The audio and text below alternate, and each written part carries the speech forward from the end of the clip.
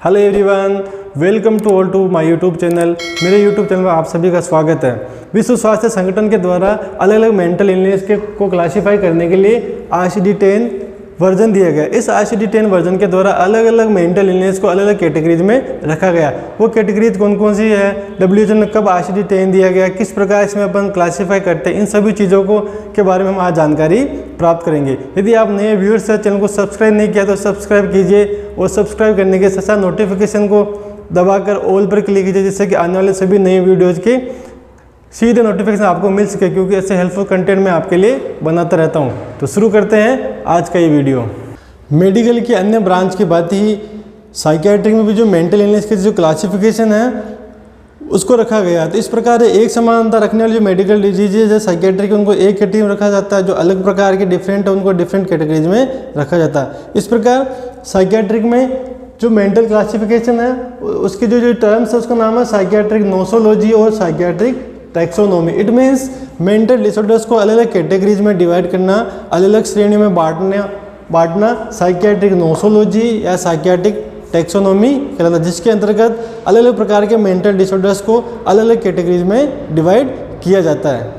तो आइए सबसे पहले हम जानते हैं कि क्लासिफिकेशन होता क्या है। क्लासिफिकेशन एक प्रोसेस होती है जिसके द्वारा अपन डिफ़िकल्ट चीज़ को या डिफ़िकल्ट फिनोमिना को अलग अलग कैटेगरीज में, रैंक में और क्लास में डिवाइड करते हैं। अर्थात जब कोई चीज़ जटिल होती है, डिफ़िकल्ट होती है, तो हम उनको अलग अलग कैटेगरी में बांट कर, अलग अलग रैंक में बांट कर, अलग अलग क्लास में बांट कर जब उनको अपन स्टडी करते हैं तो वो चीज़ हमें आसानी से समझ में आती है। तो इसी प्रकार जो WHO उसने जो एक समान लक्षण वाली, एक समानता रखने वाली जो मेंटल डिसऑर्डर्स है उनको एक साथ रखा, जो डिफरेंट है उनको डिफरेंट रखा गया। इस प्रकार इस इंटरनेशनल क्लासिफिकेशन के द्वारा जो अलग अलग जो बीमारियां अलग अलग कैटेगरीज में जो आती है उनको अलग अलग कैटेगरीज में बांटने का कार्य इस ICD-10 के द्वारा किया गया है। तो सबसे पहले हम जान लेते हैं कि ICD की फुल फॉर्म क्या होती है।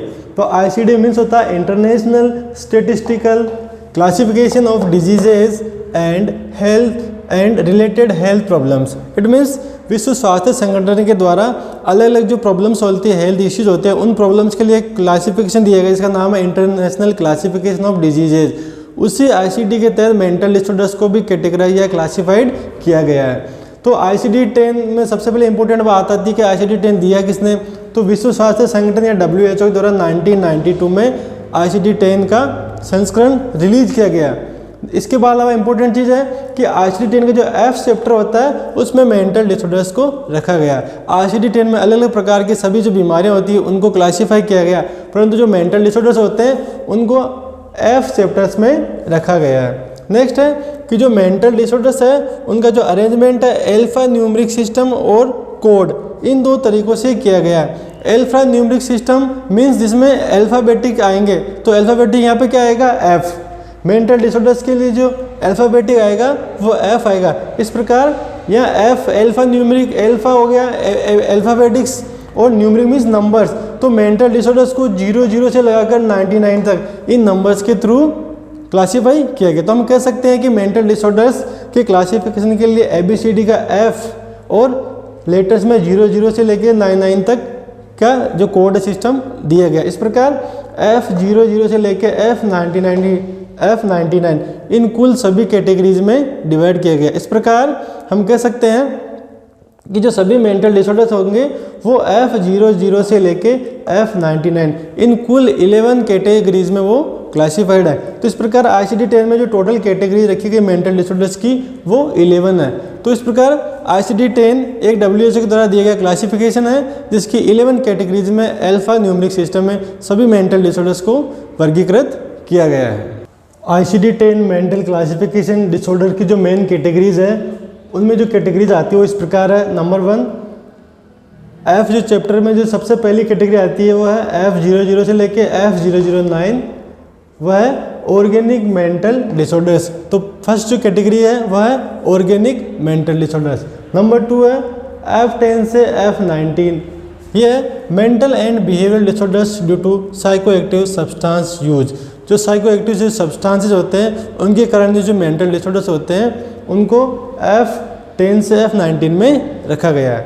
तीसरी कैटेगरी है F20 से F29 सब चैप्टर में, यह है schizophrenia and schizotypal and delusional disorders. तो इस कैटेगरीज में जो सिजोफ्रेनिया और जो इसकी जो टाइपल डिसऑर्डर्स है और अन्य जो डेल्यूशन डिसऑर्डर्स है उनको इस कैटेगरी में रखा गया है। नंबर 4 है F30 से F39, इसमें आता है मूड और अफेक्टिव डिसऑर्डर्स।